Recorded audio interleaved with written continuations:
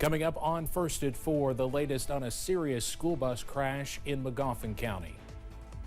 And 3 people are dead after a shooting at the University of Virginia. Plus, we're not quite done with showers in the region yet, and we'll continue seeing that chilly air. The details next as Mountain News First at 4 starts now. Dedicated to Eastern and Southern Kentucky, this is WYMT Mountain News First at 4.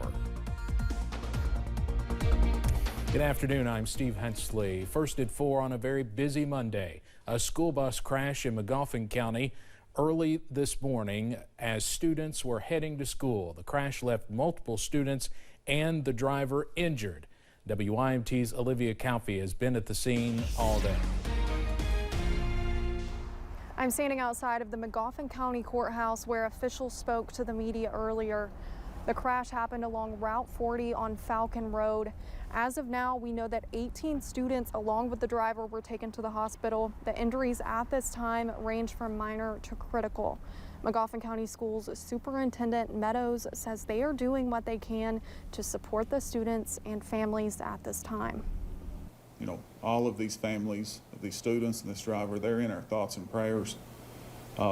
This is not something you ever want to deal with as school personnel. Those kids come to us and they become our kids. And to see that and deal with that, it's a tough part of the business. And so we would just want to reiterate that our thoughts and prayers are with them. We're going to be following up with them as often as we can. The students on the bus range from elementary all the way up to high school, and we will keep you updated as we continue to learn more. Reporting in Magoffin County, Olivia Calfee, now back to you. Olivia, thank you. Officials tell us it is still unclear how serious some of the injuries are. The cause of the crash is still unknown.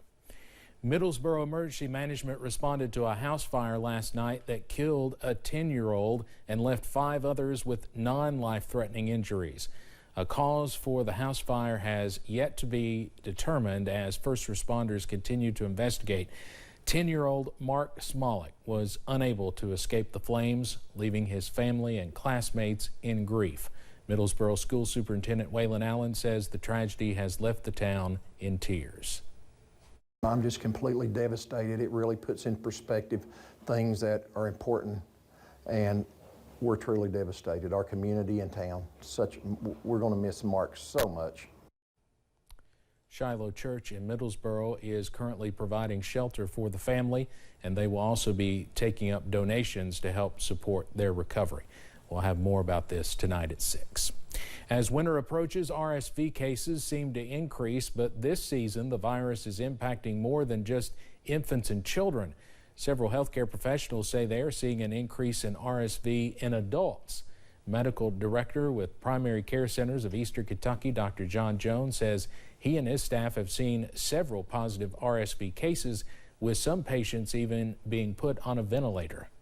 It's become more and more difficult to diagnose what the respiratory illness is. We have COVID compounded on top of flu that we already had, and now we have this RSV epidemic. We have a shortage of the quick tests that we have in the clinic, so we're trying to focus those on our 2 and under population. Although there is no vaccination to prevent everyone from contracting RSV, Dr. Jones says we can continue following those COVID-19 safety protocols to help prevent the spread of all respiratory illnesses. Well, it's been a rather sunny day throughout the region today. However, you've noticed if you've looked outside, those clouds slowly on the increase as we headed through this afternoon, and we will continue to see those as we head through the rest of the daylight hours. There's a look in downtown Whitesburg where the clouds are already covering up the sun in several spots. A look from our Pikeville Medical Center camera. The sun is still out right now, though. In downtown Pikeville, it's not helping temperatures much. Low to mid 40s throughout the region, or at least middle and upper 40s throughout just about everywhere. Manchester, the warm spot right now at 50.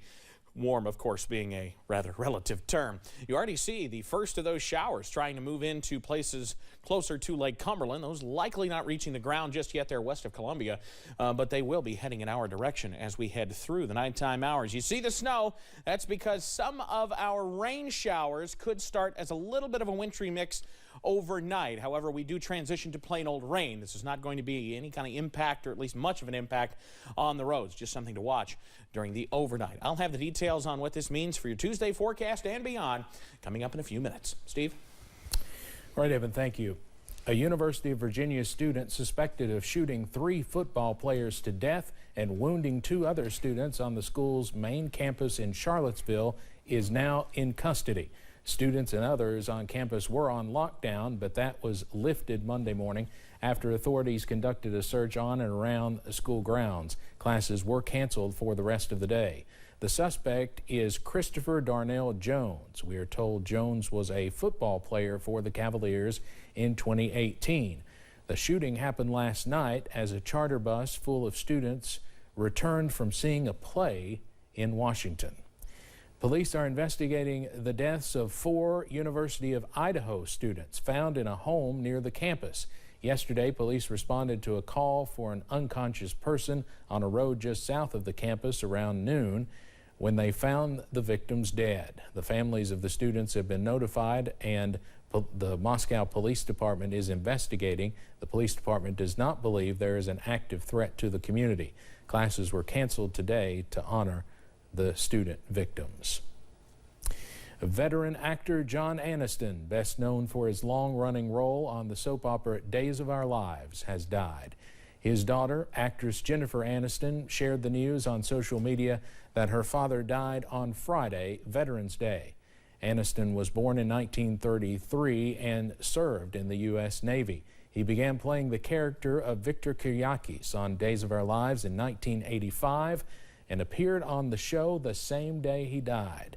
The show is recorded months in advance, and the last episode he's in will air December 26th.